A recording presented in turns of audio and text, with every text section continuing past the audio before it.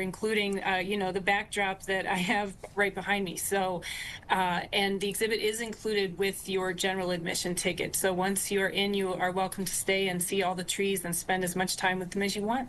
Really cool. Can you give us a little sample of some of the different varieties? You said there's 55. We see the grand tree, or at least an image of it, right behind you. How do they vary? Tia's been, I've never been. So give me an idea of the variety of the trees that are there. Absolutely. So the grand tree is 4 stories tall, and then each of our 55 cultural trees are 12 feet tall. And like I said, they are decorated by various volunteer groups. These are cultural organizations, churches, families, sometimes passed down through generations. Some of them are related directly to Christmas, some of them more to the country of origin. A few of my favorite trees this year are the Egypt tree.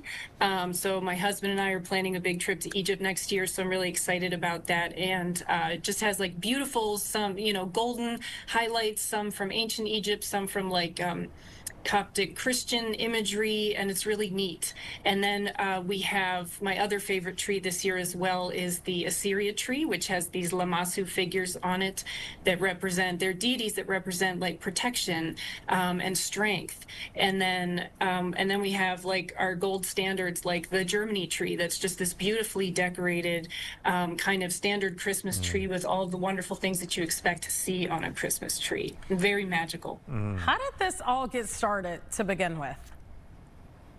So it started in 1942 with one tree that was redecorated consecutively for 12 days, and that was to celebrate and honor the Allied forces that were fighting with the U.S. in World War II, and it was just meant to bring some joy and some relief to the community during a hard time.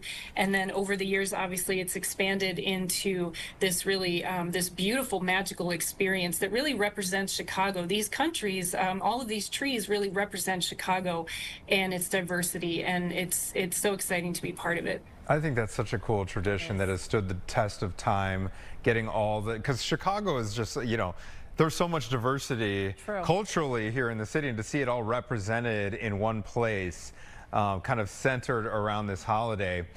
Tia and I were, I don't know if you heard us talking before we went on. You mentioned there was a Germany tree. A little bit about the Do you know about this? Okay, and if people are just joining us, it was basically the question of why do we do this? Why is it, how do we go from, the nativity,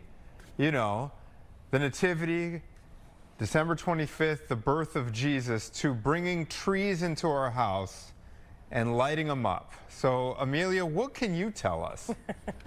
So I'm not an expert on this myself, but I think that the origin of decorating trees and bringing trees and pieces of nature into the home is an ancient tradition that actually predates Christianity. Oh. And that kind of some of these traditions sort of fuse together along the way as European countries especially were Christianizing. Very interesting. I can understand that. That makes sense. Yeah, it makes sense for sure. I'm definitely going to be going down a rabbit hole online. I will Google this immediately after. Because now I'm just like, okay, wait, because it's right, yeah. But that does make sense. That makes sense. And then Tia, I'm wondering if your comment about light. The star on the top of the tree. A lot of times people put the Star of David. Star of David. Listen, I don't know. Amelia, I do want to ask you, because when I look at, the Christmas trees there, when I've been there in the past, my first thought is, man, I could have done better with my Christmas tree and the decorating. What about you in your own personal life? Do you decorate your tree? Do you take any of inspiration from what you see there in the museum? Because it is so stunning. So it's really funny that you ask, because my husband and I have a very small tree. Our tree is like one of those mini trees from Michael's. It's like 4 feet tall, and he decorated it while I watched.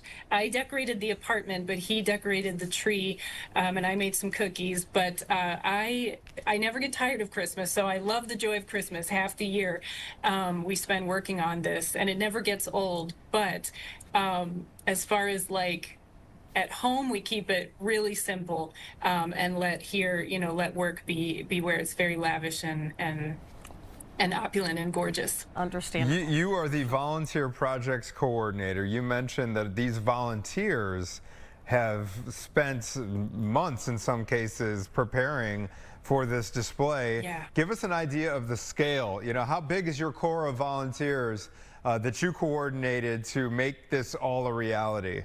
Yeah, so it's hundreds of people. So each group may bring in, you know, up to like 16 decorators to do the actual tree, but then the people behind the scenes who are either making the ornaments or collecting the ornaments, we're talking like dozens of people. So there's a lot of moving parts, a lot of people to coordinate, a lot of amazing teams right here at the museum as well that work to make the magic happen, because there's a lot more to Christmas as well than just the trees here. So we have whole other divisions of people that are working to make Christmas around the world happen. But our volunteer groups are really the core and the magic behind all the trees, and so they do the hard work, and we just help them coordinate it. So Amelia, I have a random question because there are so many trees, so many different strings of lights. Is there someone going around to make sure that the lights are always on, that no bulb went out? Oh boy.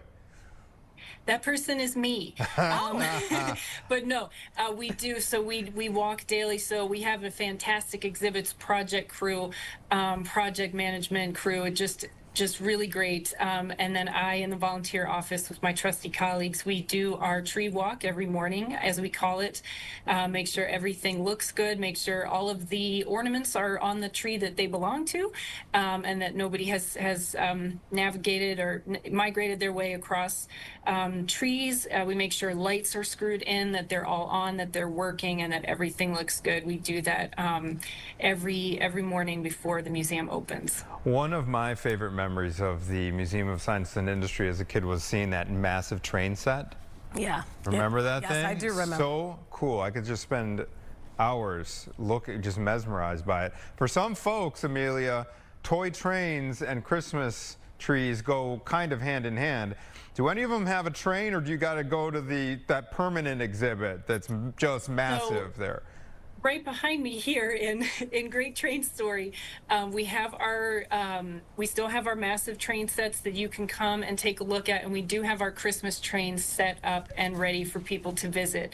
So I haven't seen really train themes this year on any of the trees, but if you love toy trains or model trains as I do, then you can come see that in the Great Train Story.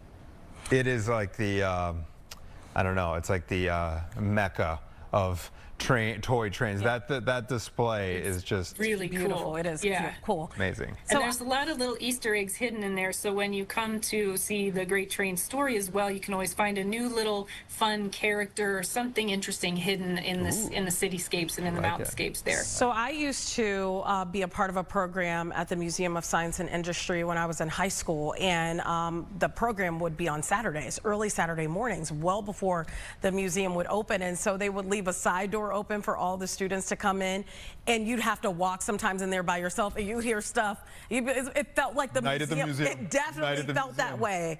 I think I was there for maybe like a year or two, and it felt that way. Was it a volunteer thing? It was a volunteer thing. It was with high school students to make sure that they got good scores so that they could then go to college. A lot of college readiness. We do math. They'd have mentors come in and talk to you about their jobs, even people from the museum like you. And yeah, it was very enlightening. I think without it, I don't want to say this, but I don't think I would have maybe gone to college, because they helped me get those scores and everything up. Amelia, on that note, so you coordinate volunteer efforts all year round. What does the rest of your calendar look like when you're not pulling together volunteers to decorate?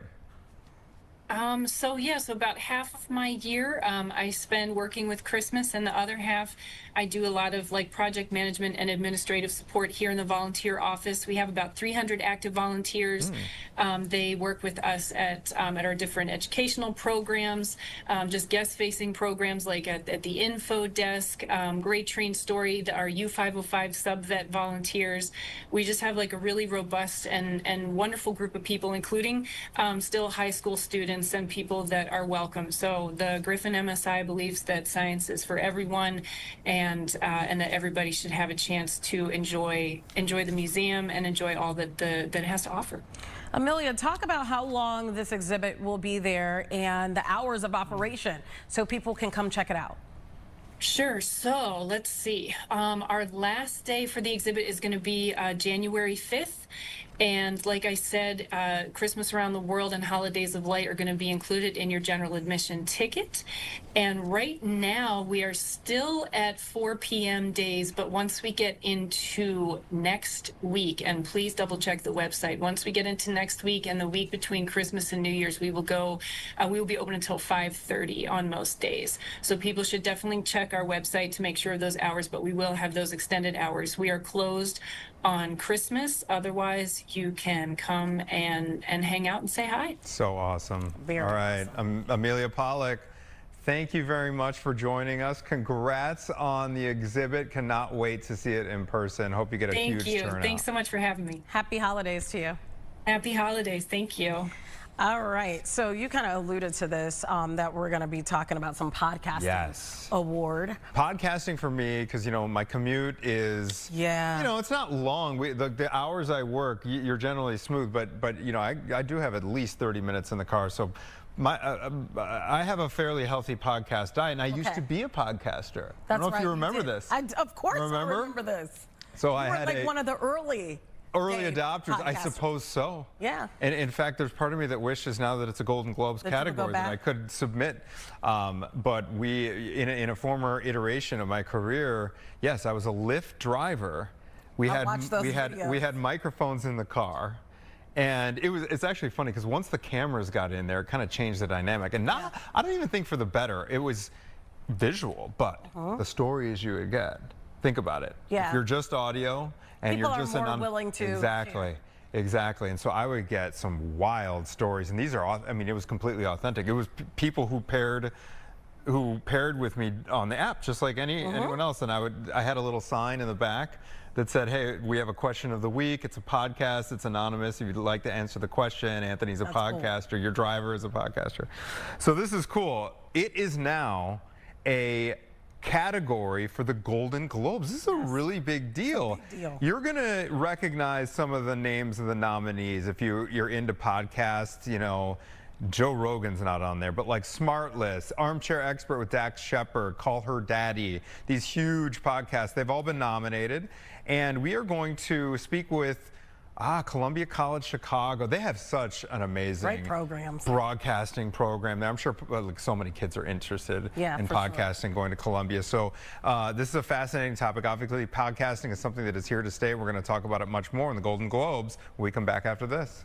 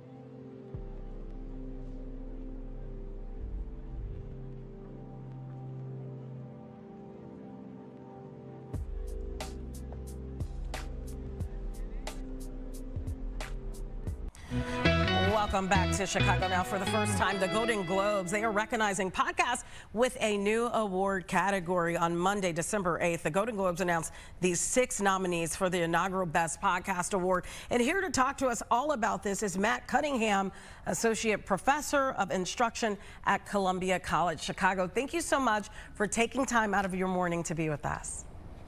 I'm glad to be here. Why do you think the Golden Globes decided to acknowledge podcasts in this way? Well, I think it's about time that they did it. It's been 20 years, and I would say in the last few years, podcasts have exploded, and especially video podcasts.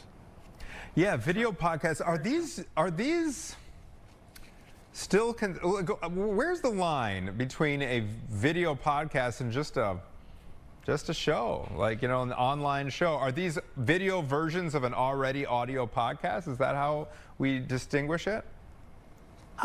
Yes, I would say so. I think they have to stand alone from an audio podcast. They're on demand, but they're also have a technical RSS feed, so you can hear that or listen to them as an audio version as well. I'm just curious your thoughts, because I was talking to somebody and actually talking to them about doing a podcast, and they were like, there's so many, don't waste your time. What's your opinion on that? Do you feel like this is an area that has been flooded and it's just already overwhelmed, or do you think this is an area where there's still opportunity for people to jump in? Well, first of all, I would love to see or hear or see a podcast with your perspective, for sure. Thank you. There are a lot. There's more and more podcasts out there. I think this year, over 600,000 podcasts have episodes. And what's different, the last time we've had this many episodes was back in 2020, when everyone was stuck at home and you and your buddy would get on Zoom and record a podcast.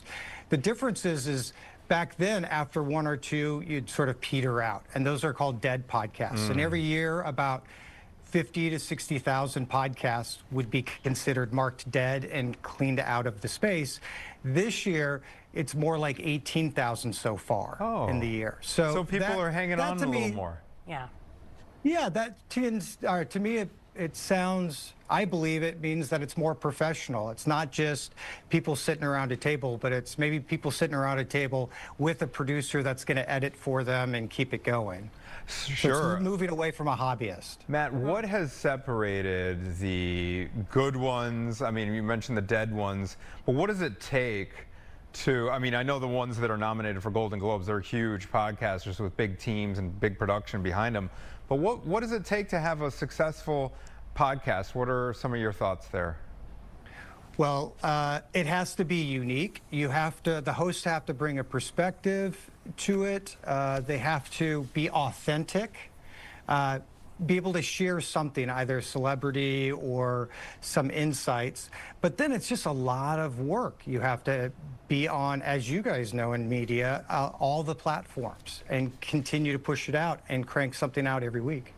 Talk about what you're teaching students there at Columbia about podcasts, because I think sometimes people think some of these things are a fad, like they're popular right now, but maybe in 20 years they won't be. What are you teaching students about podcasts, and is this an area that you can just specifically focus on, or is this just part of overall the journalism experience there? Well, I have students from across Columbia College Chicago that are taking podcasting because they want to learn how to do it. It's sort of what we encourage is students to strengthen their voice, to understand and own their perspective. We have numerous classes on podcasting specifically, as well as voiceover delivery and other media, to understand how to edit out the ramblings. Everyone thinks they want live, but they don't necessarily, because people ramble on. So teaching students what keeps the intent of what is being said, but yet tightening it up so that we're very concise and move on to the next question. Makes sense. So makes sense. Teaching them the talents of that. Do you have any students whose shows that they create as students stand the test of time, or is that a rare occurrence? Well, it's really hard to get through the noise. As I said, there's 600,000 podcasts that have produced episodes this year. I have a couple former students that in one of my classes created their pilot to an audio drama, Death by Dying. And that was just this past Halloween, because it's sort of a horror comedy genre. But this past Halloween, Apple Podcasts posted it as one of the must listen to Halloween podcasts. Wow. So that one's doing well.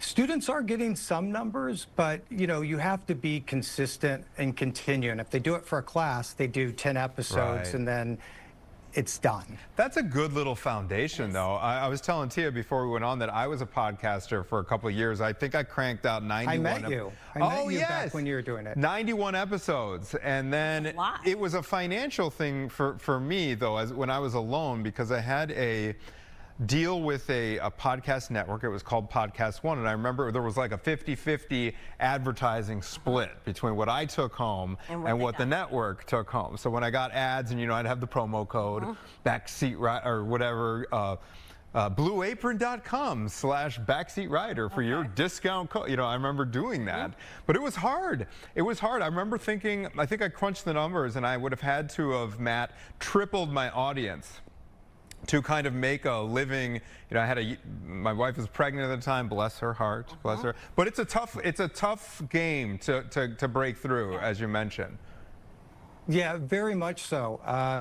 There's a lot out there. You have to look at it as one piece of what you're doing overall. So it could be that you have to be on social medias. Maybe you do a conference. You have to build your audience. There's Patreon that you can work on. Right. Also, I think a lot of the advertising or the platforms, the networks, are a little more sophisticated.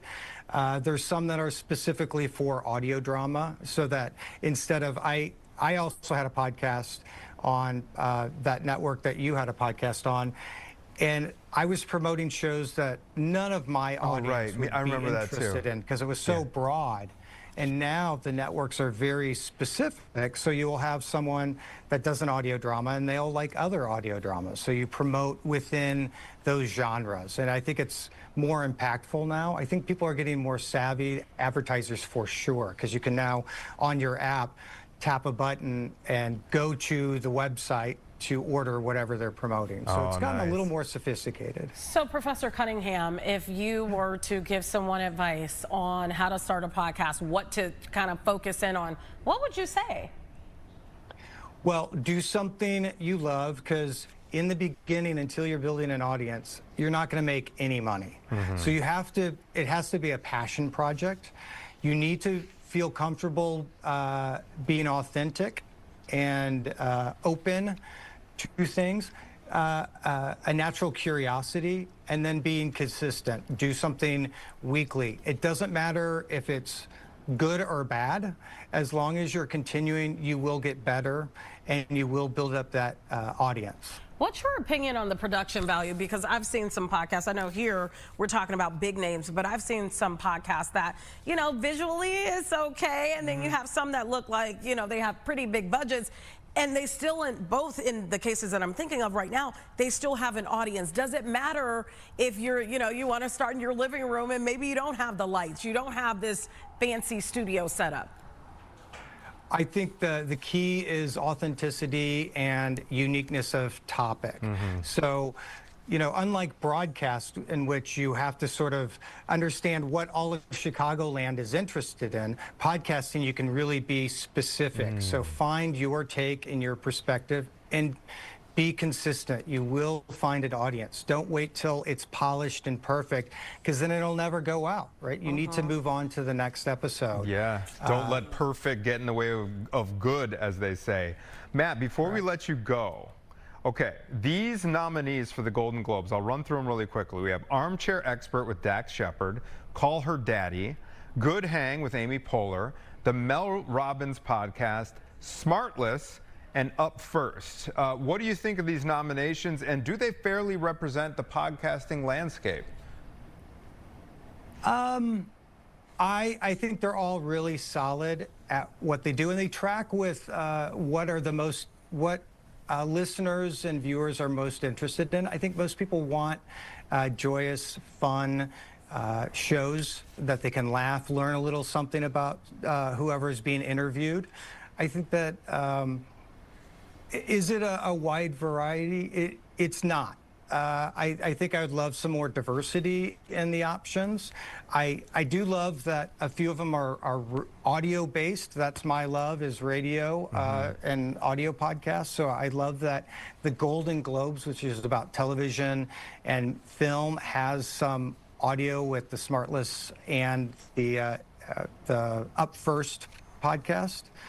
But I really think the one to beat would be Amy Poehler's Good Hang. It's lovely, and you know, she's the darling of the Golden Globes, hosting it wonderfully 3 times. That's right. Gotta go listen to some of these. Totally. I'm inspired to like watch and listen. Go back into my own archive. This is should. cool. I know. I'm starting to miss it talking to Matt right now. Matt, Populate that feed again. Yeah, exactly. I should. Matt, thank you so much for your time. This is interesting stuff. We appreciate it. And happy holidays to you. Thanks for joining us. Thank you. See you next time. All right. You should go in the crates on this, put it up on YouTube. Yeah. And let exactly. people enjoy. Yeah, because actually all social media platforms. We call it evergreen, you know. It is. These are real people. They're real Chicagoans. Whoever got in the car and had an interesting story, I'll give one example. I was going to ask you which one sticks out. Oh my gosh, there's a couple that stick out to me to this day. One of them was I picked up a young lady from, I believe it was the Bronzeville neighborhood, to take her to Gene and Giorgetti's Steakhouse. Okay. And I was like, okay, is this a date or what? And she's like, well, you know, it's kind of a date. Have you ever heard of a sugar baby? And I was like, no. And she's like, I think I remember this. Do you remember this Yes, one? I do. And she was like, yeah, I'm going to be paid $500 just for sitting down at dinner. And so I got to ask, I mean, again, this is all off camera. Yes. I had to ask her, like, hey, is there more involved here? You know what I mean? Trying to be tactful about it. She's like, nope, it's just 500 and maybe something happened. She's like, I'm like, you know, what motivates you? Sounds She's like, good and to me. I remember she was like, I like designer stuff. You know, and she was dressed to the night. She's like, I like this stuff, and this is how I feel. Yeah, exactly. So that was one that stuck out to me because I with this whole landscape that I had no idea, and there was a website. Yes, you know, it's like I do remember that. So that's just one of many. I want to say it was sugarbabies.com, but I'm not sure. What's interesting about that too is in that space, right, of not having the cameras, you would get more people to be so transparent. Exactly. Because a lot of times, even reporting when I'm out in the street and I need to talk to people, they'll say, do you have to have the camera on? Yeah, exactly. You know, they'll tell you everything you want. But as soon as that as soon as that camera's on, exactly. Yeah. Well, this is good inspo. Okay, your daughter's only 3. Only 3. I got a 9-year-old and a 4-year-old, but he's starting to talk like a teenager at an alarming rate here. We have a very special guest after this break. The teen translator. The teen translator. So we are about to. A lot of parents are about to have a couple of weeks of, I don't want to say uninterrupted time, but a lot of time with teenagers shut in. How do we navigate this?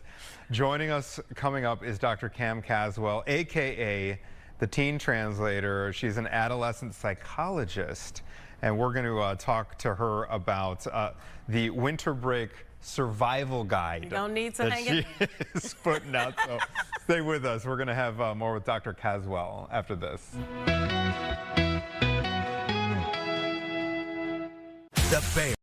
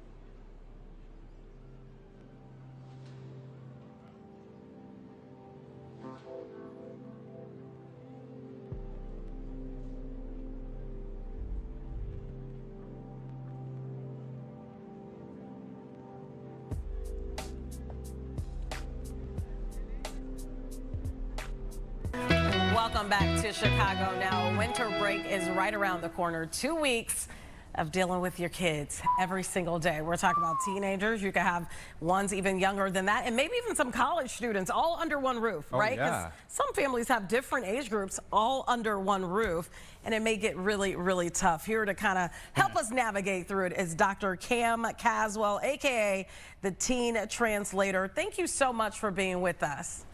Thanks for having me. Okay, first let's start with what are some things that parents can kind of do right now to prepare for what could feel like 2 weeks. I don't want to use the HE double Could hockey feel stick like word. 2 months.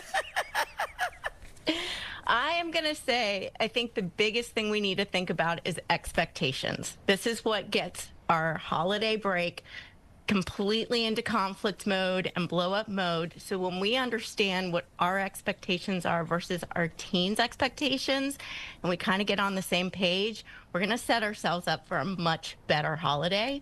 And so we want to start right there. Okay. What are some expectations that you recommend for the parental side of this equation? So for the parental side, let's be real. I'm a mom. We think holiday and we think like, oh, we're gonna have like fun by the fire and we're gonna watch movies together and play games and it's all gonna be lovely. And when our teens come home, it's nothing like that. Yeah. Because when I ask teens what their expectations are, I get the 5 same answers. I've talked to hundreds of them. Sleep, sleep, chill, hang with friends, sleep. And none of these are what parents want or are envisioning with their kids, right? And so this is where we start clashing a lot because as parents, we're going, well, I want this experience with my teen and I want to hang out with them. And when they're up in their room, chilling, sleeping, we get frustrated with them. And then they get frustrated with us because we're kind of nagging at them to come spend time with us, which breaks up everything. So we need to step back and think, what are my expectations? But let me talk to my teen and find out, because this is their winter break too. Yeah. What do they need from their winter break? What does that look like? And then we can start getting on the same page. Okay, so this is an issue that has come up in my house. Okay, I'm gonna clear the air on this. It's break, right? So I think that what happens is in the mind, it's I'm taking an official break. So that break is from everyday things that you would normally or should normally do, like wash the dish after, you don't let the dishes pile up, right? You clean up your room, you do your laundry. And it seems like that part of life also goes on break. How do you make sure that the routines that should normally happen, yeah, you deserve a break, but some of that stuff still happens. Totally. Without sounding like the nagging mom or dad. Exactly. And that's when we set up expectations, because we need to first take into consideration and go, okay, what do you need most out of this break? To your teenager, right? What are the big things? We're going to make sure we have space for that. And then we put out there, here's some of the things that I need or my expectations for this. And we've got to balance that too. So, hey, as long as we're here, we're going to all together clean up the table. Right, we're gonna do that together, because hopefully we've been setting that up, and a lot of times we haven't been doing that. Or we're gonna have some family events, and let's be real, a lot of teenagers do not like family events. They're gonna grow out of that phase, but right now it's awkward for them a lot. They don't know what to say to people, and so let them know, here's some of the family events coming up. I want you to at least attend 2. You can decide which ones you want to attend, but let's figure out what's going to make that more comfortable for you. We've got to understand, because a lot of times we'll bring our teens to events or we'll expect them to just do things, and then we get frustrated when they're chilling. So we got to say, okay, we know you want to chill. We know family events are not comfortable. Here's what I really need to make this go smoothly as well for me. How do we make that work? Let's figure this out together. Yeah. When teens don't feel controlled, they feel like they're part of it, they're a lot more open to doing it. So it sounds like it's about finding where the 50-yard line is in a way between you and your child. But I've already found, even with my 9-year-old, he's kind of 9 going on 18, the way he talks and things he's into. But I do find that when you plant that seed, as you mentioned, like, hey, this is going to be the deal here. You do have to choose 1 or 2 things that you're going to come with. It does help, because then it's not like, hey, you're yanking him, you know, off the screen or from a video game. Suddenly they know, they're in the back of their head, they're like, they know. You recommend in your guidebook here to actually build in pockets of time where there are 0 expectations on your teenager. Will you elaborate on that? Yeah, 100%. Because I just want to keep reminding us this is their winter break too. And teens are very stressed out. There's so much pressure in school. They're being told all day long, every day, what to do, where to go, how to be. And teens, the #1 thing for teenagers is independence and autonomy. And they don't get that. So they really need that here. So if we give them those pockets of time and we let them have time where we're not bugging them, when we do engage with them, they're going to be a lot more open to it. And also when we're there and they're, like you just said, when the expectations are set up ahead of time and they're not surprised by it and they get some form of say in it and control, that makes them feel a lot more open to doing it, because we know, and even 9-year-old, they don't like to be told what to do. Humans don't like to be told what to do. So if we're going to constantly try to tell them, we will get pushback. We just need to know that. The other thing is, our kids may agree to do things. We can't make them like it. And so if we let go of that expectation, go, you know what, I really appreciate you're doing this. I know you're doing it for me, and thank you for that. But if we try to say, you have to enjoy this too, that's going to be a big struggle as well. So we need to give them that time and say this is their break as well.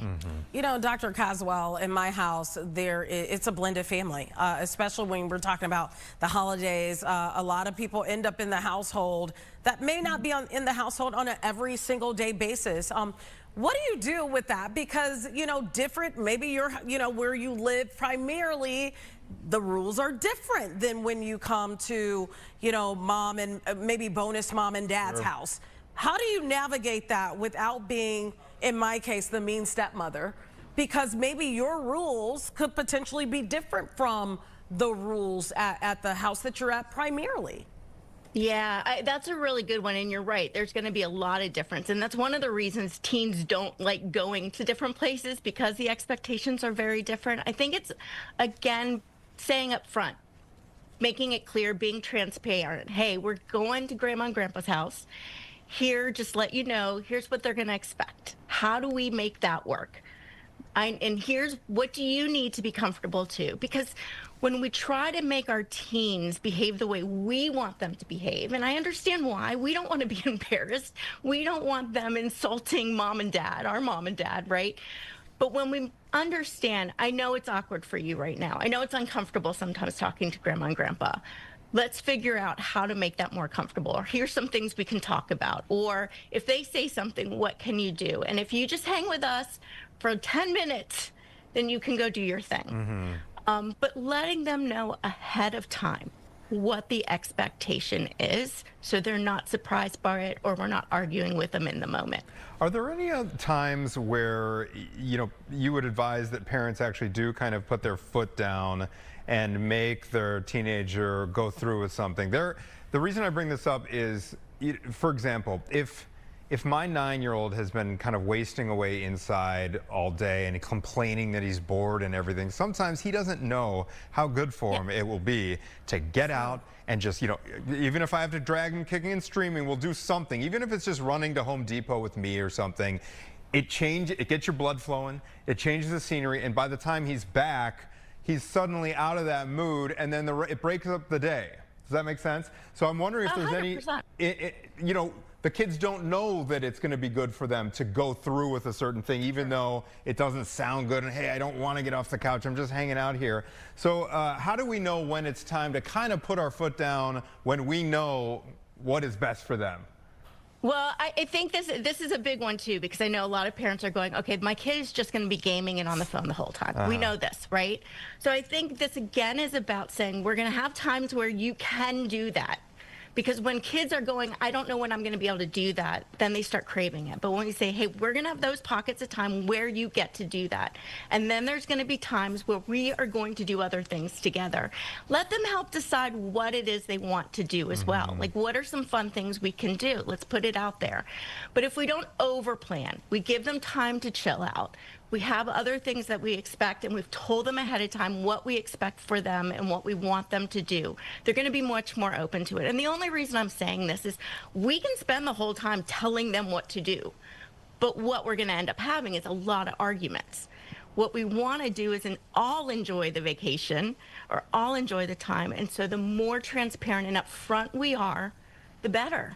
And the more we have them, allow them to give them push and pull and time that they get to decide some stuff, the more open they're going to be when we decide.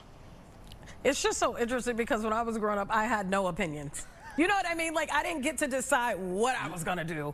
My mom and dad said, this is what you're going to do. Yeah. And I didn't have a choice. And if I said something, I'd be grounded for a very long time. Yeah. But now I feel like we're having, you know, more conversations with our kids, you know.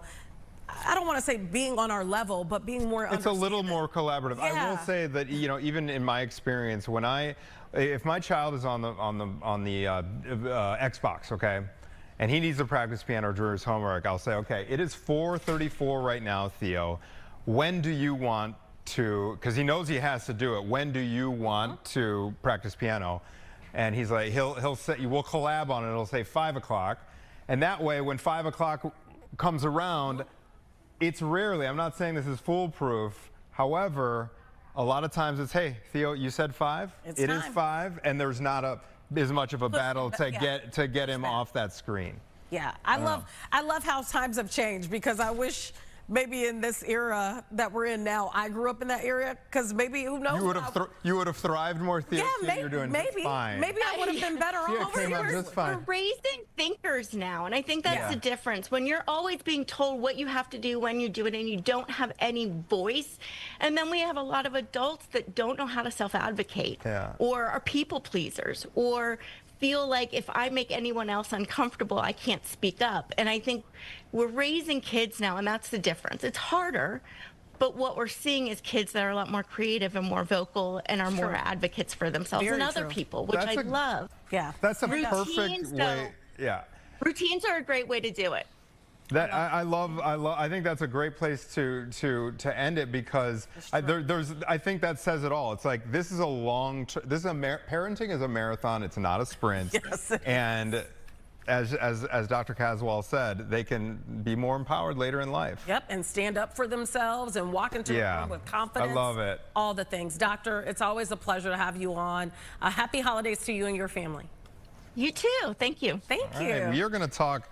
Tia, I love listening to you sing, even though you don't do it nearly often. But every once in a while, when we're mic'd up, Tia will just like break out into song, and it's always amazing. Thank you. We're going to talk about musical theater when we come. Did you ever do any musical theater? No, I'm telling you, I was shy. I was that kid that was like this in the corner. I didn't really start speaking up for myself until college, because I had 7 roommates. Oh my gosh, it's probably hard to get a word in edgewise with 7 other people. But coming up after this short break, we're going to be joined by a member of the cast of the Phantom of the Opera, which is coming to the Cadillac Palace Theater through the beginning of February. So stay with us. We'll be joined by that cast member when we come back.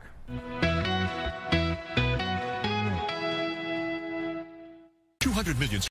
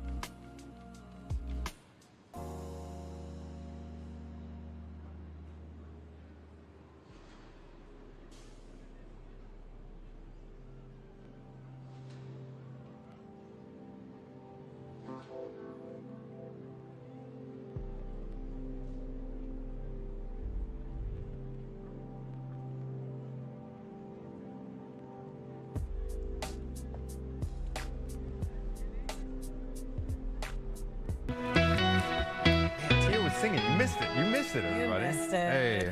Cameron McIntosh's new production of Andrew Lloyd Webber's classic, the legendary musical, The Phantom of the Opera, is coming to Broadway in Chicago at Chicago's Cadillac Palace Theater through February 1st. And joining us now via Zoom is Alexa Moster, who plays the role of, I'm going to get the last name of the character wrong, Alexa, Christine Daae. Daae, yes. Daae. Yes. Alexa, real quick before we start, I looked you up on Instagram before this interview, and you had 6,666 followers. Okay, I was uncomfortable with that number because of the 666. I'm kind of superstitious, so I followed you. So it was the last check 6667. Okay. Well, so I'm doing my part. famously, in our show, lot 666 is the chandelier. Once believed destroyed. So that is a little bit phantom coded, actually. Funnily that you pointed that out. Yes. Well, welcome to Chicago Now. Thank you so much for taking time for us.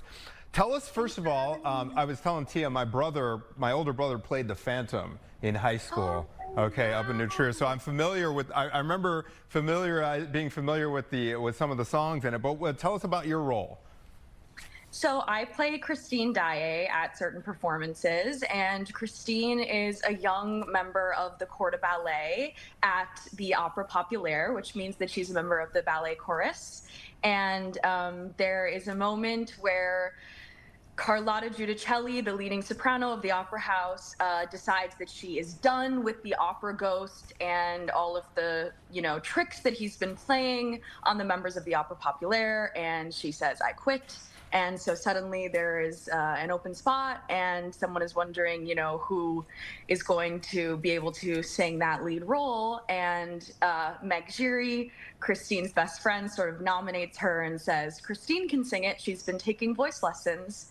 And so Christine sort of rises and learns a lot about herself and her inner strength and her power when she is put on the spot and asked to lead the opera company.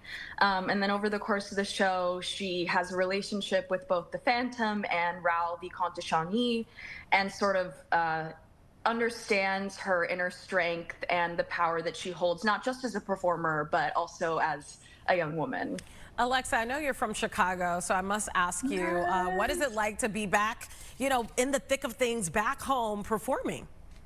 Gosh, I'm so grateful to be performing Phantom in my hometown. It's truly a dream come true. I first saw my first ever show at the Cadillac Palace Theater when I was 8 years old. I saw Wicked, yes, and I'll never forget this memory. At intermission, after the first act, when Elphaba has her big moment, I ran to the front of the stage and held onto it's not the front of the stage, sorry, the front of the balcony, and held onto the railing and sat there for all of intermission just because I didn't even want to go to the bathroom. I didn't want to get a snack. I was just so mesmerized by what I had seen. And it was in that moment that I realized, I was like, oh my goodness, people really do this for a job, and I think this is what I want to do. So it's incredibly kismet that, almost 20 years later, I'm going to be playing Christine in the iconic theater where I saw my very first show, and I'm so grateful to be able to share it with my friends and family in my hometown. I hope that you take a moment during the production to look up at that same spot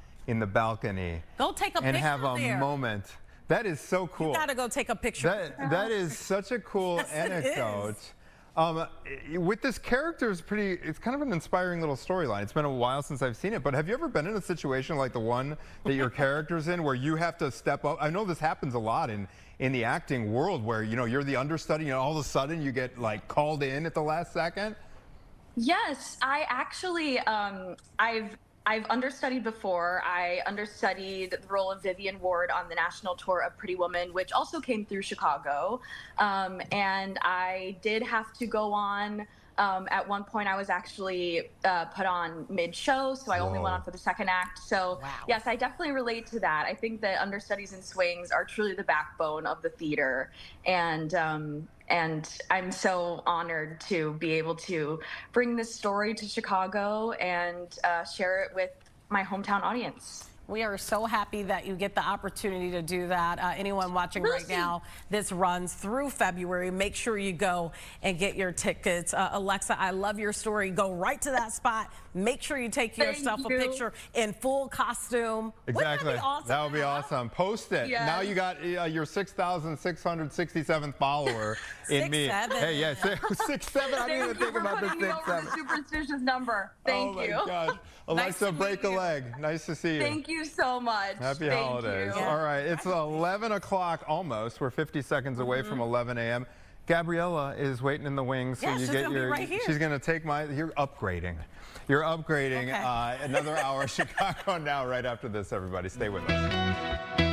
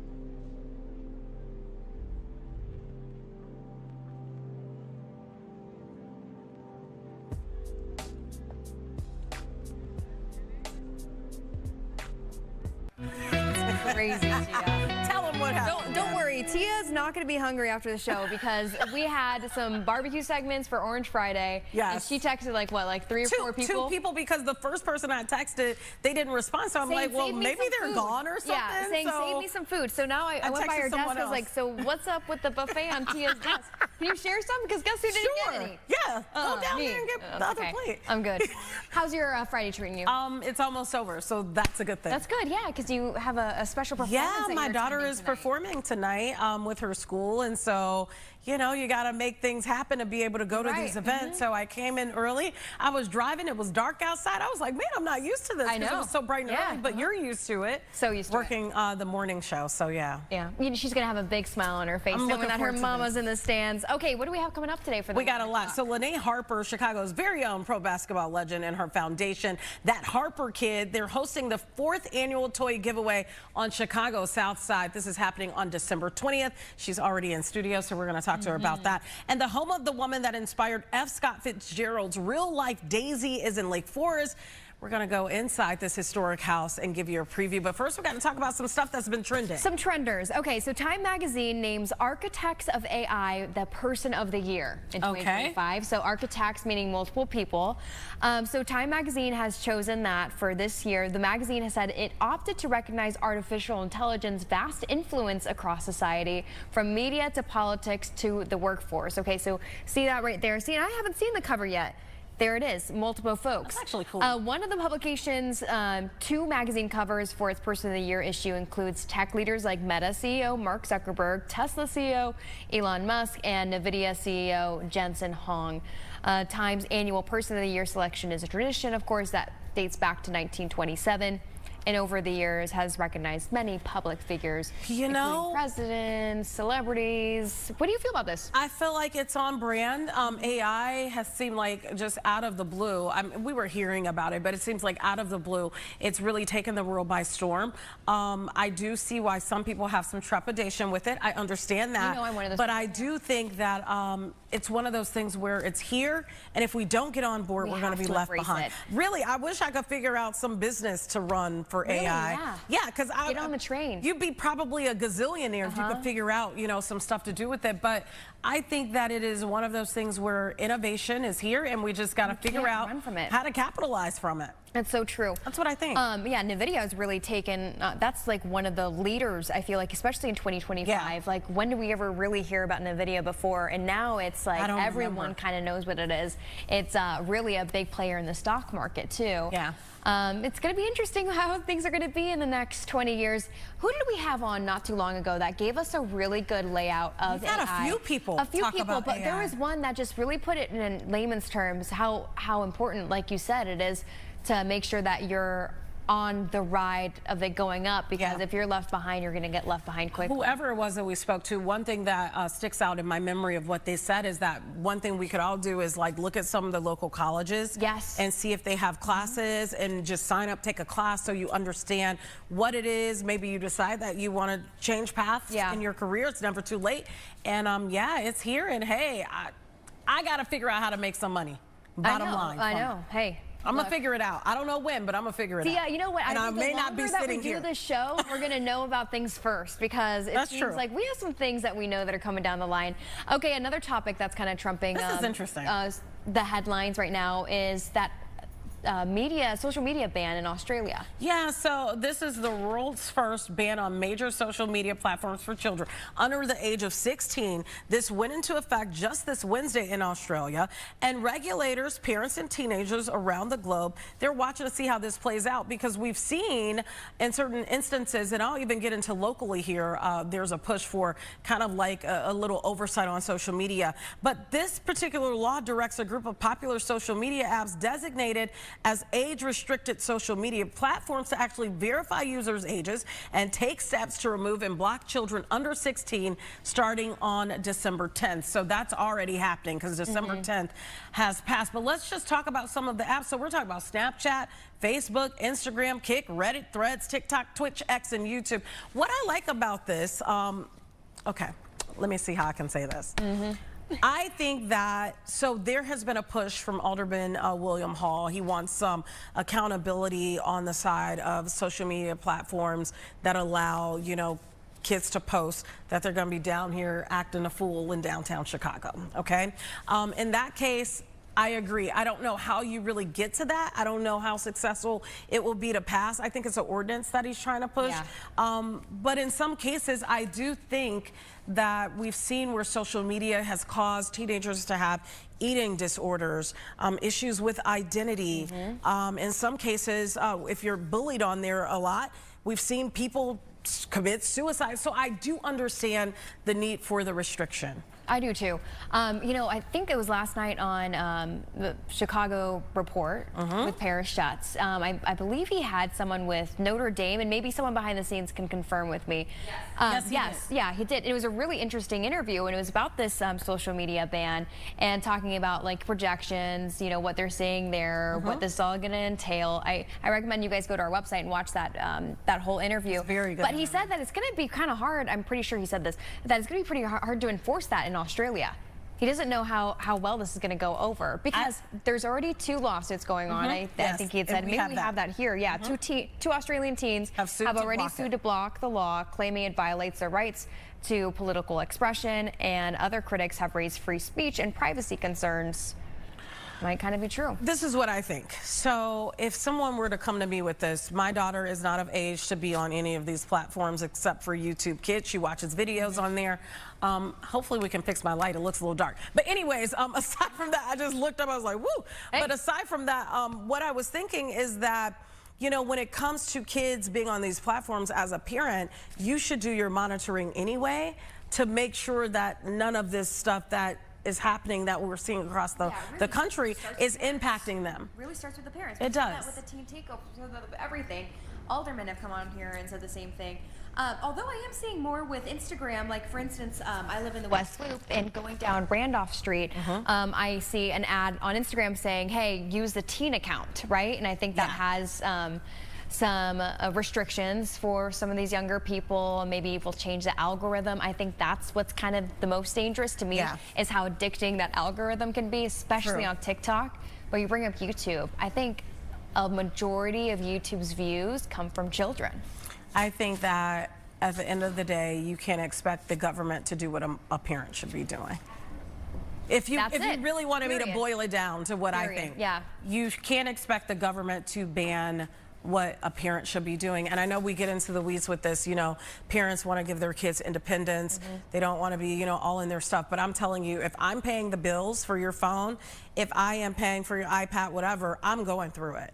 And I think that all parents should. And it's not an issue of, you know, I don't trust you or anything. We're living in a dangerous world. You know, Roblox, we've seen where predators have targeted kids on Roblox and stuff. Right. So you do need to be monitoring, safeguarding your children. And sometimes putting safeguards on these apps just isn't enough.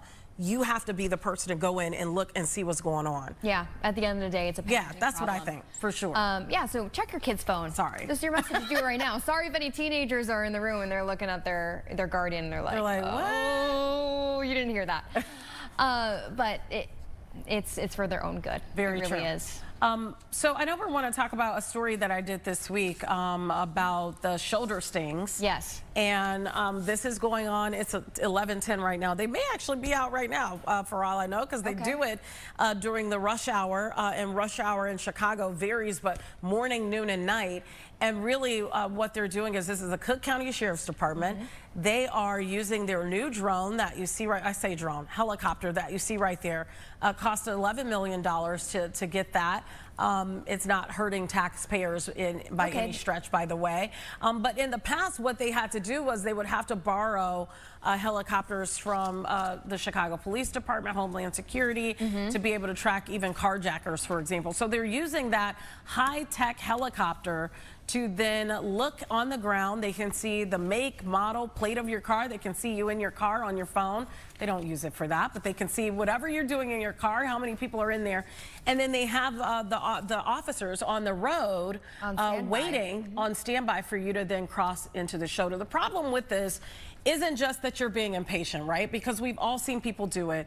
And I get it. Some days you don't want to sit in traffic. I understand. Or you have a serious emergency where you might need to utilize that shoulder. Now, if you have a serious emergency, that could be a different circumstance, right? And call up to let them know what's going on. That could be a different circumstance. But if you're just doing it because you're running late for work, A, you should have left home early. But B, the problem is that they have seen crashes happen in that emergency lane where there's a tow truck driver, you know, changing a tire. There is a police officer that has pulled someone over for whatever reason, a law enforcement officer, and you're speeding in that lane and you kill somebody. Yeah.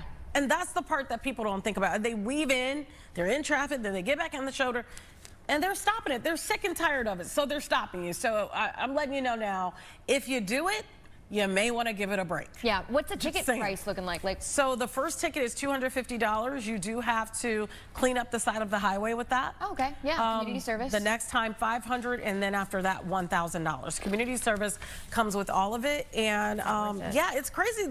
One of the people they pulled over who did it was already in violation, had no credible license. The license was expired. So what are you doing on the shoulder? The plate was expired. Yeah, I would think you would be slow rolling it. Yeah. Or not, yeah, you shouldn't be in the car at all. You shouldn't be in the car at all. Go park it. Yeah, so they're stopping people from doing it. I know there's been a lot of reaction. A lot of people are happy to see it because they've sat there and watched people do it. And then some people have said, go use the technology, you know, to catch the criminals and blah, blah, blah. And they're doing that too. So I think that, you know, you can't, it's always interesting how people respond to different things. It is, isn't it? But it was a lot of people that felt that way. Go catch the criminals, go investigate people are missing. And they use that camera for that too. It's a high-tech camera on there, and they use it for that as well. That's good to know. I will say, because I'm watching the helicopter, our own Sky Fox, over traffic every morning, and I can communicate with the photographer up there, and he's the one pointing at the camera, looking at traffic and stuff, and he's a traffic expert himself. And we'll sometimes see, you know, every so often, I don't know if you're in the fast lane, you're stuck in traffic, you try to just peek at like, okay, is there lights in front of me? You know, you kind of like swerve a tiny bit into the shoulder just to look. And there's been a couple times where he and I both saw someone speeding in the shoulder. Someone does that naturally just to see what's going on and almost gets hit. Yeah, you got, I mean, it's just not a smart thing to do. No, it's not. It's not. Leave it for you know, police, for crashes, what it's meant for, exactly. Absolutely. Interesting. And there's a lot of, thank you, there's a lot of junk in that lane too. Because from accidents and stuff, sometimes it gets swept into that lane. Yeah, so you never know. You end up with a flat tire. I actually went on a ride-along one time, also with the Cook County Sheriff's Department, and we had to get in the emergency lane. There was a carjacker that had come through somehow, and so we were in this car, not looking for carjackers, but we had to kind of like stage in case the carjacker came through, and we had to go through the emergency lane, and we ended up with a flat. And we were there for, I don't know, they had to change, you know, de-brush them, help the trooper change it. Was it an Illinois State Trooper or it was an Illinois State Trooper? Yeah, help the trooper change the tire. Wow. And yeah, it was crazy. So there's a lot of junk in that lane too, and you can lose control. You have a flat tire, you're speeding. So many different. I watched your story a couple times. Great job, by the way. Thank you. Why did you watch it so many times? When I'm getting ready in the morning, I'm replaying some of the stories from the night before, okay? Yeah, don't judge me. And it was music on it. HGTV and Fox 32, all I watch. Okay? Understood. And Chicago Now, of course. Well, which is part of Fox 32. But I saw you approach some of the people when they were getting pulled over because the helicopter caught them, right? And then you were in the squad car and you got out with them. You were over on the shoulder, like on the grassy area. What did they say? What was their reasoning for One lady said that her tires were wobbling. Oh. And it forced her to go into the emergency lane because she didn't know what was going to happen with her car. Now, listen, I don't buy it, but they've heard all kind of excuses. I'm pregnant. I got to get to a doctor's appointment. Okay. I have to use the restroom. So they've heard all the excuses, but that was an interesting one. My tires were wobbling, and so I had to get in the emergency lane. And the thing is, I guess they probably would have given you some leeway if you had your flashers on. And you weren't speeding in it. Yeah, right? Because of course. Your wheel is, but you're speeding in it. That doesn't add up. Were you able to tell, like, looking they can tell how fast you go. I know, but looking at the footage, were her tires actually wobbling? I don't think they could tell that, but I mean, that's not a reason to be in that emergency lane unless you're like trying to get off the expressway, you get in the emergency lane, you're going slow because your tires are wobbling and you have on your emergency lights. That wasn't the case here. Okay. So the setup didn't make sense. And you might not know the answer to it, but because they've only been doing this for a short amount of time since so far, June, right? Since officially. June. Okay. Did they say is there one expressway that they see more people riding the emergency lane? They would not get into that, but here's what they did say: all of them. All of them. They have gone to all of them during rush hour, which is morning rush, afternoon rush, evening rush, and all of them have had violators. Absolutely. Just so you know, nonstop. I feel like there's no such thing anymore as rush hour. In Chicago, all day is rush hour. Exactly, that's what I'm saying. All day is rush hour. In 3 hours. Unless you're up at 3 in the morning, then there's no rush hour. In one of these things that they did in 3 hours, they had over 100 tickets issued. Wow. So that tells you how many people are doing it. You know, another kind of like sting I would be interested in is crosswalks. Have you ever had one of those, like doing one of those frogging events? No, where there's an actual crosswalk, maybe on like a busier side street, not necessarily in the city, where they have someone in a reflective vest, a police officer, ready to cross the road. People are at a distance enough where they would have time to stop, right, and let the pedestrian walk, and they don't, and they get a ticket. But that's a lesson learned, right away. That is. People are going to be real upset if you start doing that. They're really going to be upset. You think the comments were lit on this story. They're going to go crazy. Yeah, they're going to go after you with that one. Okay, well, we got more coming up. Anything else that you're working on? Well, I'm working on a lot of stuff. Okay. Let's see, what's one I can talk about?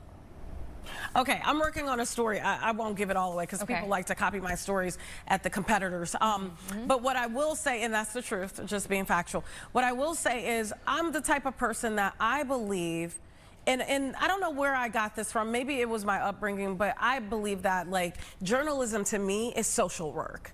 You know, I did it to help people. I didn't do this to be on TV. Honestly, I could do the job and never appear on TV. I'd be happy with that. Because some days I don't want to do the makeup. I don't want to dress up. I don't want to put on undergarments like bras. So some days I would prefer to just be at home doing the work for the people.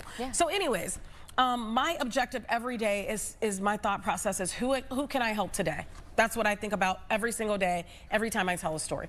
So there is one story that I did work on. I got an email from a lady named Joyce Isom, who lives in the south suburbs, lives in Riverdale. She chose this apartment. She's paying market rent. It's not subsidized or anything like that. She chose this apartment because she knows she has a disability. She's disabled. She cannot walk like the average person. Her apartment is just feet away from the elevator. Well, the elevator has been down for 3 months. Miss Joyce is now a prisoner in her own home, in her words, because she can't go up and down the stairs. And to make matters worse, her dishwasher hasn't been working. Her intercom system to be able to buzz a grocery vendor, if she wanted to order Instacart, DoorDash, and wanted them to come up, she can't even do it because the intercom doesn't work. So I got on top of the story, and only to find out she's not the only disabled person in her building, but she's the person that I talked to. So what we did was this week we did her story. I got the management company on the phone who owns, by the way, you own a lot of buildings. There is no excuse for this building not to be up to code, especially when people are paying you market rent. And we were able to make sure her dishwasher is working as of yesterday. The elevator is supposed to be fixed by Saturday. Okay. And hopefully her intercom is fixed by Monday, because if not, I'll be back out there.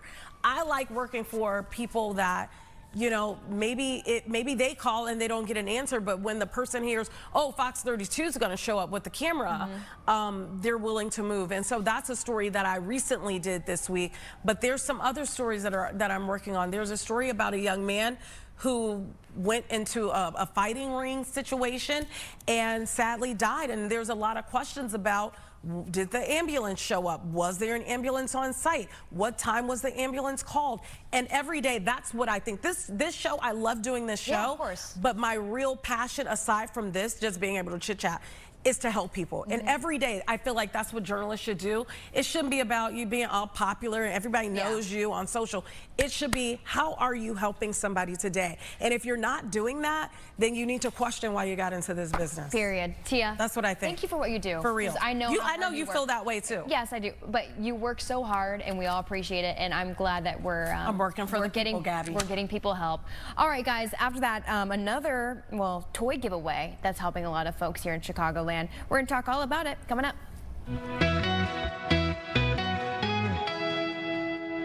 I grew up on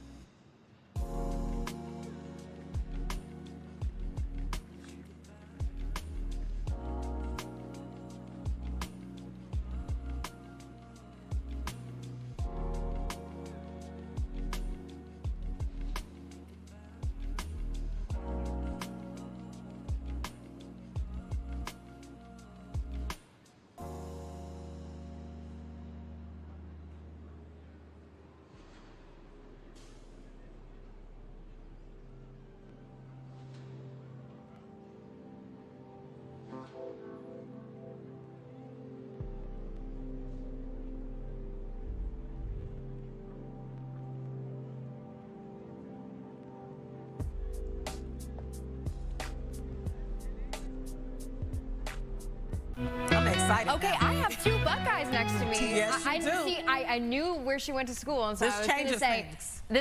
this is gonna get her going, and it did. Okay. I know that's right. Lene Harper joins us, Chicago's very own pro basketball legend, and her foundation, and That Harper Kid, hosts 4th annual toy giveaway on Chicago's South Side on December 20th. Thank you for joining us. Thank you so much. I'm so happy to be here. Okay, December 20th, that's close. Let us know everything that goes on with this toy giveaway. Yes, so December 20th is our 4th annual toy giveaway. Funny enough, it was never in our plans to do this, but 4 years ago, we had some sponsors reach out. They said, would That Harper Kid be interested in hosting a toy giveaway? And now, 4 years later, we've served thousands of families and kids on the South Side of Chicago, and we're so excited for this year. Talk about your upbringing, being from Chicago, being able to give back in this way. Is this something you always dreamed of? Yeah, so I grew up in South Shore, born and raised, and I still live on the South Side because it's dear in my heart to be in my community, regardless of what I'm doing in life. And so at a young age, I struggled with my family of having the financial resources and things we need for me to be able to be where I am today. And so I always told myself that once I made it to the professional level, that I will always come back to my community. And so in 2019, when I started the nonprofit, I've been here ever since. That's so awesome. Okay, That Harper Kid, where does that come from? I love it. Yes, so funny story. I am a Whitney Young Dolphin, so I went to Whitney Young in my junior year when we won state. Rahm Emanuel at the time, he was there, and he said, hey, aren't you That Harper Kid? And I was like, how do you know who I am? I'm just, you know, a young girl. And from then, everyone noticed me and recognized me as That Harper Kid. And so everywhere I went in the gym, it was like, hey, aren't you That Harper Kid? Or at the time I had braces, aren't you that kid with the braces? But eventually that turned into my mission of you can be that kid too, whether if you're from the South Side of Chicago, the West Side of Chicago, no matter what you're going through, you could be successful. Talk about this toy giveaway and how far it's come since the beginning up until now, and how many families will you help this time around? Yes, so our first year, it was very small, just by word of mouth. We had about 200 kids come out. Small. Still, but that's a lot. It's not small. You know, to us, we were like, okay, we're just going to continue to grow. But from our sponsors, our outreach, and our volunteer support is amazing. I mean, we've had over 100 individuals reach out about volunteering, and so we're like, hey, that's a little too much, but we need all the hands that we can get. And so from having schools and their basketball teams volunteer for them to get community hours, it's just a beautiful thing. And not only with us providing toys, we provide free family portrait photos with Santa. Oh, that's amazing. Wow. Yes, so we have a Santa on site, and we'll be able to print the pictures right then and there for the families to have, and they'll have an item that they will remember forever. Yeah, because pictures, I mean, doing photographs with Santa, expensive. Yeah. And they're free. Is it going to be your first time doing that, or have you guys done that for a couple years? We do this every year. Really? What's the reaction when they actually get to all sit down together and take that picture? They're smiling. The kids, I mean, we have from babies, you know, from infants all the way up to age 13, and they're just excited. And most importantly, to see the parents smiling, you know, because we understand that these times are hard right now. And so being able to just take the weight off their shoulders and to give them this moment, we can't wait. I know we're looking at toys, but I saw something with a mattress in the background. I saw shoes. Oh, we Talk gave about, away yeah. air fryers, mattresses, Wow. I mean, you name it, you know, kitchen appliances, to make sure that the parents have what they need to. You know, we understand that this is a moment celebrated for Christmas and around kids, but we want the parents and the moms and dads to feel celebrated too. You know, that's so important because a lot of toy drives focus on just the kids. You're making sure the parents, because it does, like we just talked about actually earlier in the show, it starts with the parents, right? And sometimes the parents aren't unfortunately set up the way that they should be. Do you have a lot of parents coming up to you that day and just thanking you and your team? Absolutely. And what's interesting, this is our first year that we've received countless emails from individual parents. Hey, I'm a single mom and I can't afford to get my kid a gift. How do I sign up? And that's one thing that's special about our event is no registration. You can just come. You can just pull up, bring your kid, and we'll have toys, we'll have Santa, free hot cocoa, snacks, music, fun. We'll have activities like arts and crafts around the holidays as well, because we do understand that you might not want to just grab your toy and leave. You want to stay, you want to listen to the music and be embedded into that festive, you know, moment. So what is it like for you to be able to be in this place in your life where you can do this? Because you said that, you know, you had your own struggles growing up, And I mean, sometimes we see people, being from Chicago, you know, some people never make it out of that circumstance. Man, that's amazing. It's amazing that you said that, because I tell kids in my program all the time, when it comes to sports, your idols, you never get a chance to meet them. You never get a chance to shake their hand. You'll get a chance to go to a game and you'll see it on TV. But for me to be able to beat the odds, being raised by a single parent, being a product of Chicago public school system, growing up in the Chicago Park District system, and I still was able to graduate from the Ohio State. That's right. I was able to play in the WNBA for my hometown, and I want these kids to see me. And so I don't just have programs where I'm somewhere else and we're having programming in Chicago, but I make sure that I'm here so they can see me, they can shake my hand, and I can remind them that, hey, you can be just like me or you can be even better.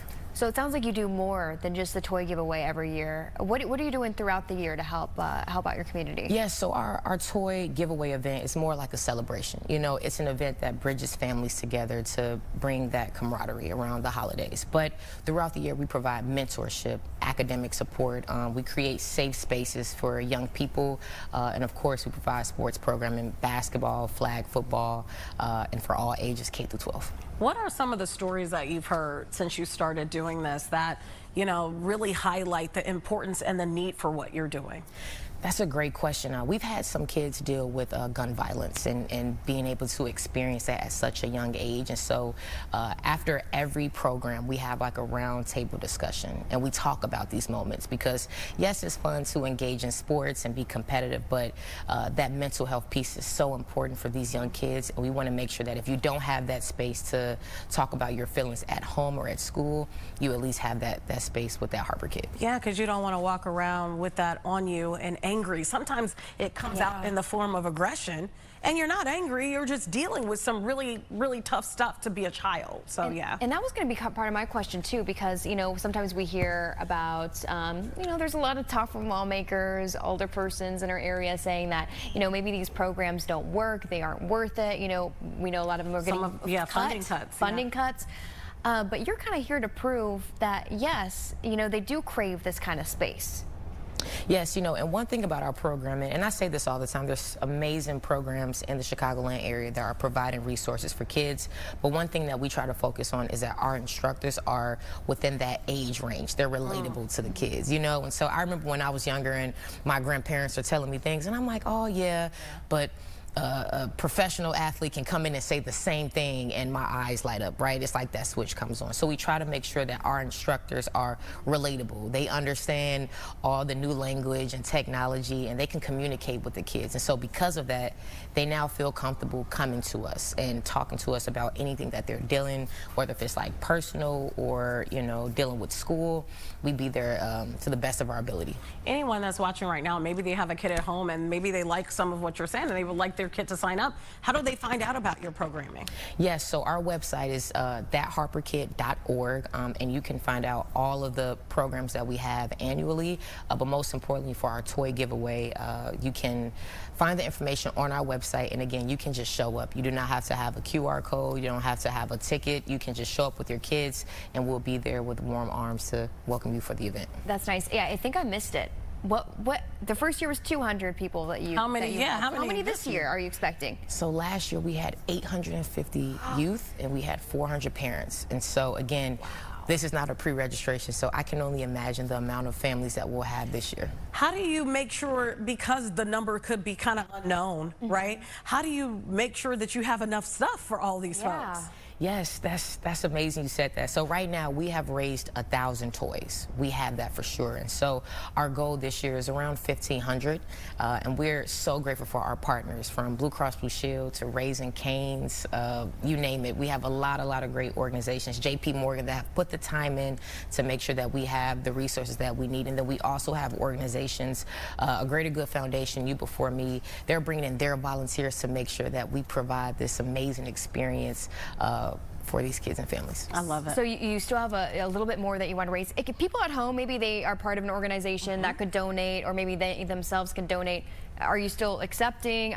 obviously, or how can they get that to you? Yes, so on our website, again, www.thatharperkid.org. On our events tab, we have a link you can donate if you want to donate financially, or we have an Amazon registry link where the toys get donated directly to our headquarters. And so you can go on there, find a toy that you like, that you want to purchase, and it would definitely go directly to these families. How long before the event do you kind of start ramping up for it? Because it is such a big undertaking for you.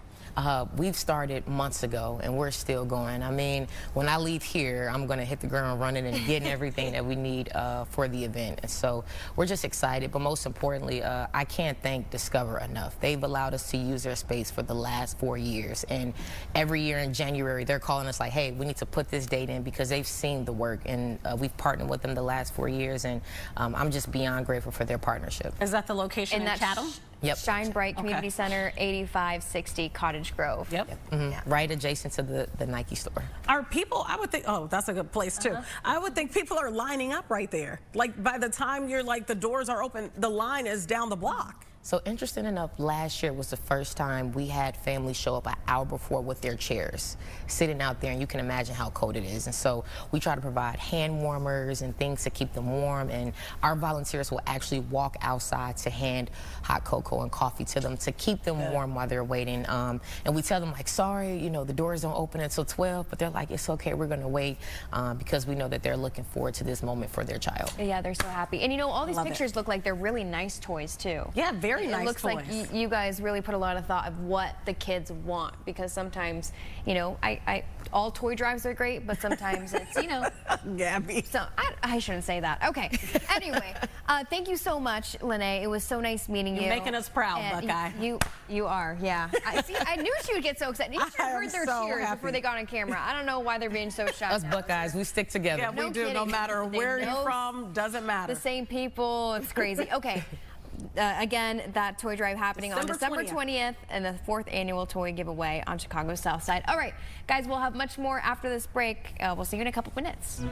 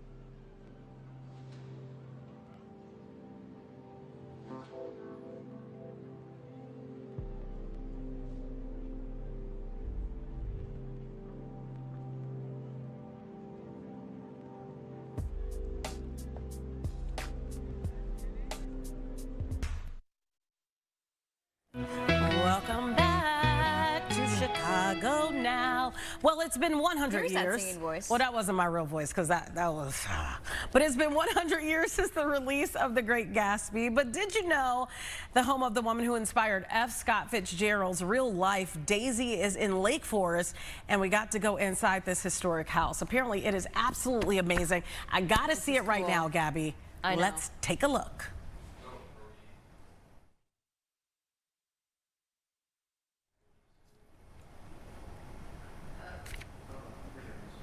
I believe that you did. You really do have to understand where he was coming from, and that there was this mythology that he himself wanted to create in his storyline. Scott Fitzgerald met Ginevra King when he was at Princeton at a sledding party up in St. Paul. She had gone up to visit one of her friends who went to her boarding school together with her. It turns out Fitzgerald knew about Ginevra King because Ginevra King, for being a 16-year-old girl in the early 1900s, had a fairly strong sense of savvy. This is her house, and this is where they would have been for the holidays or in the summer. So he, along with his relations from Princeton, would come in on a fairly regular basis in the Lake Forest. And we know he was here for at least 2 of the summer seasons for some of the parties. And it is clear that his entire thought of what wealth looks like came out of his experiences in Lake Forest. And he writes about Lake Forest. It is name dropped on a regular basis in The Great Gatsby. This is where Tom Buchanan comes from. And it's interesting in looking at sort of why The Great Gatsby remains what is considered as classic novel. It is probably the most honest self-evaluation that Fitzgerald ever did. We were actually living not in Lake Forest at the time when we drove by a completely run-down, dilapidated home. And because we're fun people, we decided to spend a Friday night drinking wine and looking at Zillow to see if we could find this house that we drove by. It was in major disrepair. It had been abandoned for at least 10 years. Trees growing through windows. Probably 2/3 of the windows were boarded up. No running water. The room we're in right now had about 1 inch of mold growing on the floor. Truthfully, I walked in and I saw the front hall floors and the pattern of the hardwood floors, and I said to Danny, I was like, yeah, we'll take it. Wow. So so the woman who was inspiration for Daisy lived in that house. Lived in that house. And they did a really great job with the rehabbing of that house, and that had to cost a pretty penny. You saw like the tree, it looked like some of the leaves and everything were like literally through the window. So they had to do some serious work to rehab it. I hope they documented that. I always tell people that. I was going to say, we said that to the guy who's redoing the 400 theater. The theaters. 400 theater in Roger Park. I love HGTV, everyone. So please, if you have a major renovation, can you just like entertain me and put something out there? Yeah, but you never know. Something like that, some of the big networks would pick that up. And maybe that could be some type of a series, because that was a historic home, beautiful home out there in Lake Forest. I would love to see it up close and personal. Yeah, great story, great editing, great idea. Yeah, great job. Put that together. Let's talk about some more trending topics, shall we? Okay, what we got? Okay, I saw Khloe Kardashian. Khloe Kardashian. One of the Kardashians is always in the headlines. Always. Okay? Well, they try to be. Yeah. With intent. Okay, she shoots her shot with a hot high school teacher and flirty comment on viral videos. This is on TikTok. Khloe Kardashian went viral for shooting her shot with this guy, Jacob Myers Norris, in a flirty exchange on his Instagram. I'm sorry, I thought it was TikTok, everybody. Last week, this guy posted a video on Instagram sharing various facts about himself, including what he likes to cook. He has Italian roots, used to be a college athlete, and then he has a bachelor's and master's degree. So he captioned the post, "Somewhere out there is the woman who's gonna ask me how my day was. Sad face." And I think that was part of the post, some of the pictures we saw. Do you think she would really date him? That's my number one question. Hold on, let me finish the conversation between the two. Go ahead, let me hear. So Khloe took to the comment section to that caption saying, "How was your day?" And he replies to the star commenting, "Mine is great. How was yours? Great now. How was yours?" And then Khloe comes back, "Mine is great too." So everyone went crazy, supposedly. And then he told her to check her DMs. And then he told her to check her DMs. So what do you think? Do you think this turns into a relationship? Is this just for fun? Is it just to get in the headlines? Because they know what they're doing. If it's like, I mean, millions and millions of people, then yeah, she's going to go for it. But if it's just like a couple hundred, you know, Khloe's not going to waste her time on that. My question is, and not because a teacher is not a great profession, I think it is, but do you think being who she is, she would date a teacher?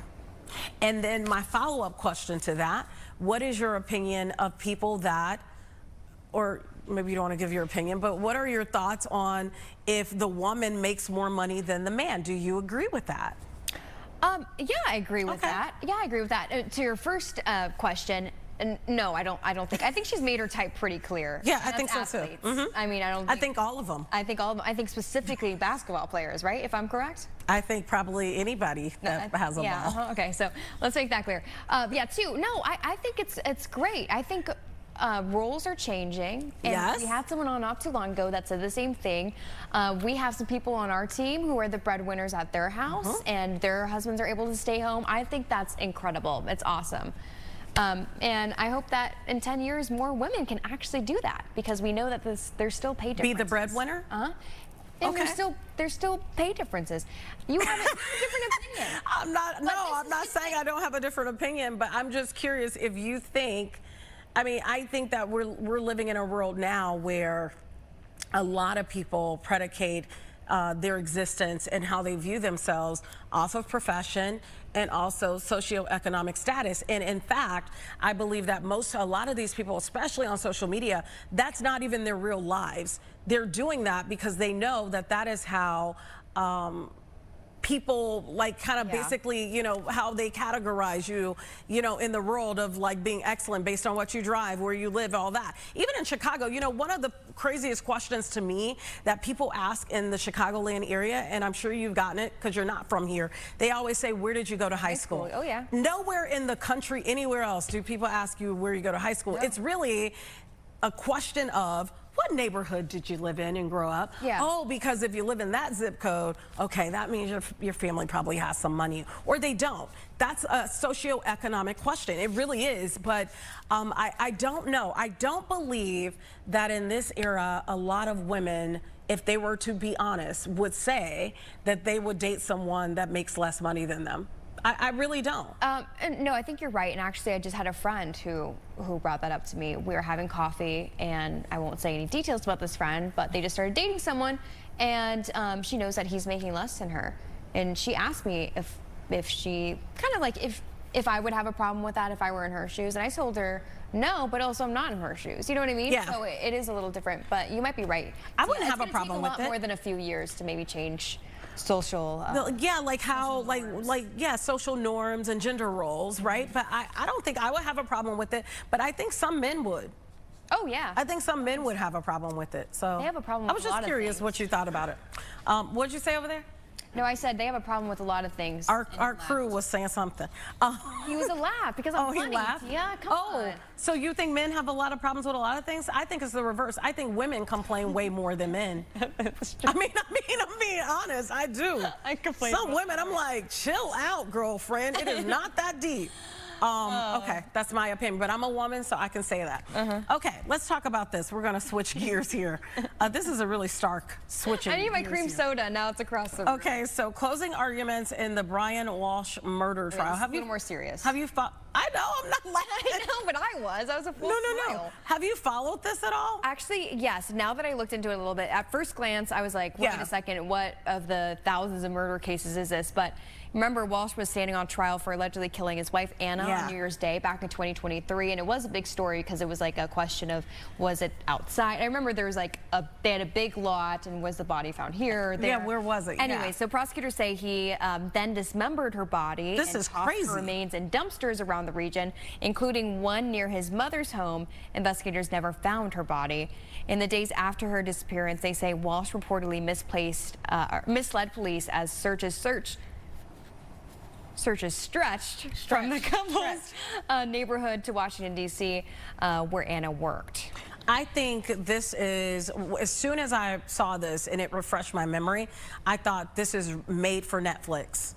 Doesn't it sound like a Netflix movie or like maybe a someone series behind or the something? scenes can tell us. Has there been anything on Netflix or any documentary done about this case? Not yet. Not yet, but there's also podcasts about it. See, and so I will say, I actually thought that this was a different case. Now that I'm reading it with you. Yeah, but when I saw it, I said, man, this sounds like the makings of a Netflix special. 100%. You know, I'm just always curious because with a lot of these stories, I'm going to put this down for now, but it just makes me think of all of the Netflix documentaries and stuff like that that I've watched about like a husband allegedly killing a wife. The wife wasn't happy, the husband wasn't happy. And I'm always asking the question, why not just leave? Like, what drives you to the point that you're gonna go kill somebody because it's not working out? Why not just leave? And then you find out that the husband has a side girl, right? It's a great question, And Tia. then, you know, they in some way, they think they're gonna be with this person, but you just murdered your wife. Yeah. I just never understand the mindset. And there's been even a local case, you know, kind of about this. And I just never understand the mindset of that. If you're that miserable with somebody, you're gonna end their life in yours. That's crazy to me. You're ending both of your lives. I think it's a sickness, Tia. I don't think we'll it can ever be explained. understand. I don't think we'll ever understand. And if you have children, it's even worse. Why not just say, listen, we can't get along. I'll see you, you know. I'm going to exit. Yeah. I'm going to exit. We'll get a divorce. You know, we don't have to be frenemies. Yeah. You know, I never understand why it goes this far. And it's really sad that her body was never found, because then that is also, you've seen it in your reporting, I'm sure, that leads to less closure for the family. You're always wondering, well, where is she? What happened? You know, no matter what the circumstances are, you never feel like there's complete closure. So this is a tragedy. So, it really is. Yeah, exactly. So to finish this, on November 18th, just before jury selection began, Walsh pleaded guilty to 2 charges: misleading police and improperly removing or concealing a body. He's still facing a first-degree murder charge. Sentencing on the lesser charge will come after the trial, and the jury won't be aware of his guilty pleas. Closing arguments are set to begin. What do you think? I think he will be found guilty. I think so too. 100%. So. Yeah. Well, I'm going to have to look tough. at some of these podcasts, Very, honestly. very tough. Yeah. And listen, those are probably very interesting to find out even more details. Okay, we have an interesting guest coming up that I want to make sure we have enough time for. Yeah, let's do it. Let's get to it. Okay. We'll take a break right now. We'll be right back. Good news.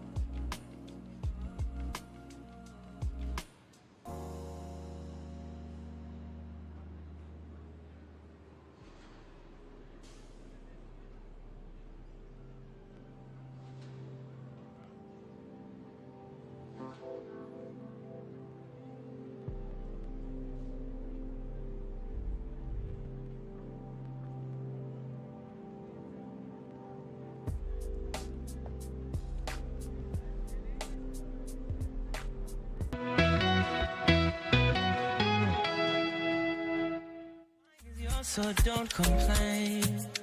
You got it really. You're the drug I need to cure my pain. But girl, you know you're dangerous, and I really wanna feel the rush. Got a nigga playing Russian roulette. That got me ready for the weekend, baby. Can that we is play the whole Grammy. song, like, I know. Grammy-winning singer-songwriter Eric Bellinger has over a decade of hits, billions of streams, and writing credits for Chris Brown, Usher, Justin Bieber, and more. He's fresh off of his new album release, and it's going to be in Chicago Sunday night at the Erie Crown Theater. He's joining us right now this morning. Thank you so much for being with us. Congratulations on your new album that you have out.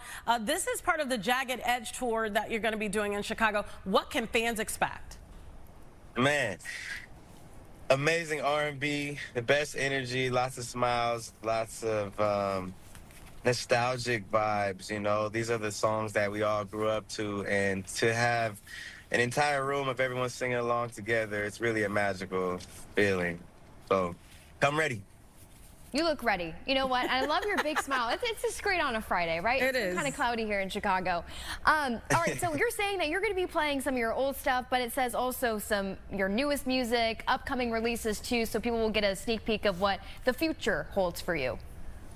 Yes, definitely. You know, I've been doing a lot of new music and experimenting with different sounds. So the stage is the best place to just give it a try and, you know, see the people's response and their natural, you know, organic first impression. And I think that's what the stage just allows for artists to truly, you know, be the artist. And the studio is one thing, making songs, interviews is one thing, but in that moment on stage, it's truly the time for an artist to just let go and be themselves. I think that's my favorite part of being an artist in this music industry.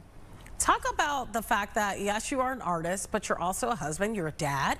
Can you talk about how you fuse all of that together to have this successful music career?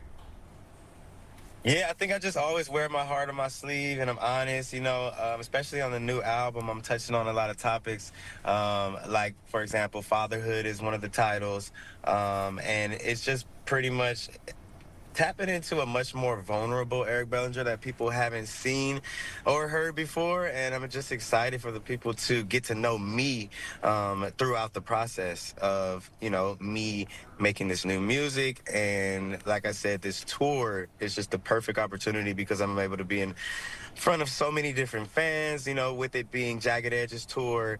And it's just the best tour, honestly, for me to be on, because, you know, with them being like one of my favorite groups, it's just for me like a confirmation that, you know, I'm just living my dream. You know what I mean? I hope you guys can make it out. I don't know, but if you can, let me know. Hey, you give us a ticket right up front. I mean, that would be great. Right up front, of course. We're already running out of time, and we want to get to a lot of stuff. But you know, you've written for a lot of different people, right? Including yourself, written songs. Has it always been kind of you at the forefront, and you know, your life experiences when writing these songs, or have you had to change it a lot of your career prior to this for others? Yeah. Well, when I'm writing for other people, I definitely try to tap into what they're going through in their life. Like before I even get in the booth or, you know, to start writing lyrics, I'm always trying to have a conversation with each artist, each individual, to see where they're at, see where their head is, see if they're in love, see if they just, you know, went through a bad breakup, see if they're in pain, see if they're happy. Because a lot of times if I'm able to tap into their current emotions, they're a lot more connected to the song. And it allows, you know, me to really just give them something that they didn't know they needed, and it's true to them as well. You know, if I'm just like writing what I think that they need, it's tougher, you know, for them to fall in love with it. So I try to really just dig in their own emotions and just articulate it in a way the fans have never heard and they never thought their emotions could be portrayed. Do you have an artist that you haven't worked with yet that's like a dream artist that you would want to work with? Dream artist? I might have to go Beyonce. That's a good one. I could see a collab there. I'm signed up for that. I'm signed up for that. Okay, quickly, do you still have tickets available for people? Again, the details for everyone at home if they want to come to the show. Yes, definitely. LiveNation.com has tickets. There's still tickets available. They're moving fast. A lot of times, like, especially the day before and the day of is when they really fly, because people, you know, it's like, oh, I waited to the last minute. Let me hurry up and get these tickets. But for you guys, I got y'all. Okay, perfect. Okay, good to know. Eric Bellinger, we will see you Sunday night at the Erie Crown Theater. Looking forward to your performance. Thank you so much for coming on our show on this Friday. No, thank you guys for having me. Such a pleasure. It's an honor. Thank you. All right, thank you. We're the ones who are honored. Yes, we are. And thank you so much for joining us throughout the week. We appreciate you. Have a safe, warm weekend, because it's going to be cold. Stay safe out there. We'll see you next week.